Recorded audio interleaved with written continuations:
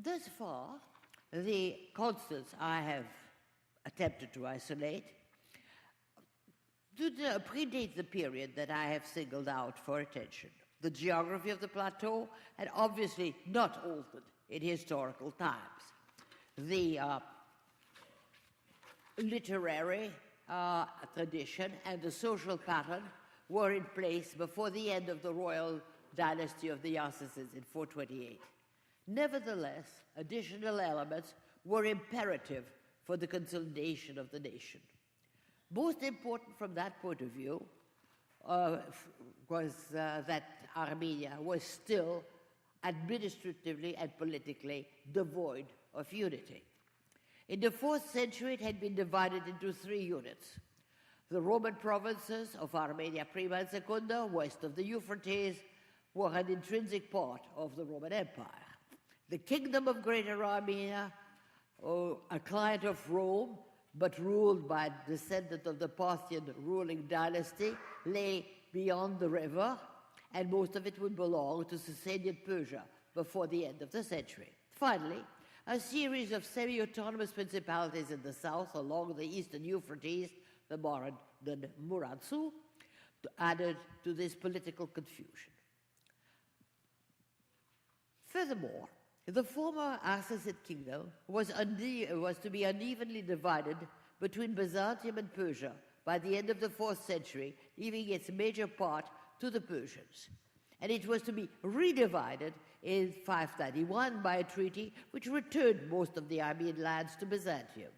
Meanwhile, the division of the Byzantine portion of Armenia, mixed with some territories taken from northern Pontus, into 4 Armenias in 536 by the great administrative reform of Justinian, compounded the confusion still further.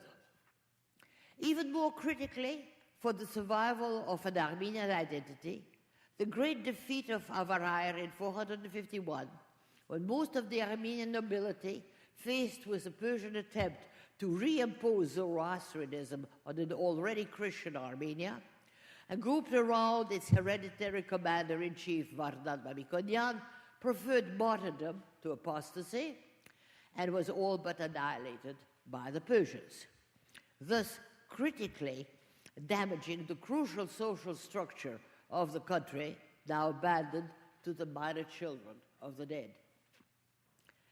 As I began by saying, historians have usually passed over the subsequent interregnum of the 6th to the 8th century as a dark and unpromising epoch during which Armenia was politically subjugated by its powerful neighbors and culturally inferior to the preceding Golden Age. Nevertheless, I should like to consider it now, on the contrary, rather as the period in which the fundamental aspects of the Armenian nation were laid down and consolidated. To be sure, the contemporary sources give a dismal picture of foreign overlordship, be it Byzantine, Persian, or eventually Arab, during which Armenia was dominated by foreign governors, when almost constant internal and external wars harrowed the country and the first massive deportations of Armenians to Cyprus and the Balkans took place. Even though a centralized state had not been characteristic of Armenia even in the so-called Golden Age, the interregnum had indeed little to recommend it in the usual patriotic sense. Yet it is difficult to dismiss it as culturally an inferior period in the face of the presence of such outstanding intellectuals as Anania Shiragatsi in the 7th century, mathematician and cosmographer, the probable author of the Armenian geography, or Ashahatzowitz, to which I shall return, who was still familiar with the great geographers of antiquity, such as Pappus of Alexandria or Ptolemy, whom he cites by name, and Stepanos Sunetsi, who died in 735, translator, theologian, liturgist, and musician. Or again, the great Catholico theologians, both Komitas, who not only rebuilt the martyria of the Virgin Martyrs at Vahashapat, but seems to have been the moving spirit behind the dogmatic compilation known as the Seal of the Faith, Knik Havano. And even more, Hovhannes known as the philosopher, the great reorganizer of the Armenian church and promulgator of the first Armenian Book of Canons in 719.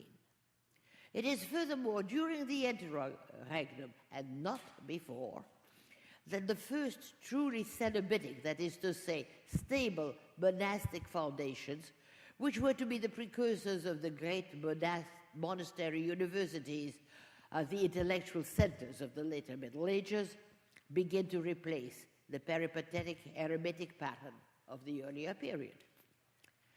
Far from disappearing, the great historiographic tradition inaugurated in the 5th century was maintained in this period despite its tumultuous nature. The history attributed to Bishop Semeos in the 7th century, and to a lesser degree that of Raymond the priest in the 8th, the earlier limits of a purely national history were now transcended in an attempt to place Armenia in the framework of the contemporary world, and so lead to the great synthesis of Moses Khorenassi at the turn of the 8th to the 9th century. Despite the jeremiads of the contemporary historians over the sad state of their country, it is in the 7th century that a network of churches, many still standing, covered the Armenian plateau.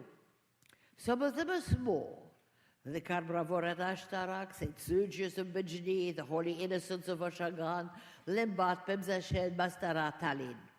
But others are of majestic size, not only Komitas's reconstruction of the material of the saints, Shripsime and Gayane at Vahashabat, but at Bren, at Patarni, at Sisyan, at Gardahovit, on the slopes of Mount Aragats, and the great cathedrals at Aruch, Tallinn, and finally Ozun. Yet architecture is the slowest and most expensive of the arts. The simultaneous appearance of these monuments necessarily bespeaks periods and regions of peace and prosperity. One does not build on battlefields. More importantly, such cathedrals as those of Aruch and Tallinn were erected next to the palaces of the great families, the Mamikonian and the Kamzarakan, and bear inscriptions naming their founders. The smaller size of many of the other churches suggests that they were the Palatine chapels of the great class rather than episcopal or urban foundations. As is explicitly stated in the still legible inscription on the little church of the Mother of God at Tallinn and at Port, I, Nerse, Apohipatos and Patrician, Lord of Shirak and Asharunik, built this church in the name of the Holy Mother of God and in intercession for myself, for Shushan my spouse, and for Rahat our son, and quote, nobody else.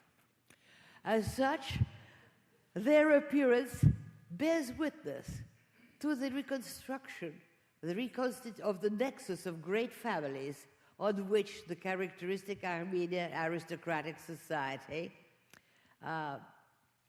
relied, a society which had been all but destroyed by the disaster of Avaraya, but now the children and grandchildren of the dead had grown up and regained their rights and prerogatives. Most important of all was the evolution of the Armenian Church.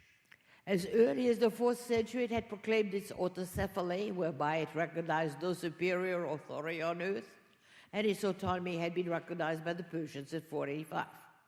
But only in the 7th to 8th century did it fully assume its role as the leader of the nation, substituting itself for the non-existent state as the focal point for the allegiance of all the Armenians. Not only was the early division between the Hellenic North and the Syriac South of the early period finally overcome, as both northern and southern bishops attended the two great councils at Dvin in the 6th century, but the Church, at long last, reached a formulation of its own distinctive doctrine.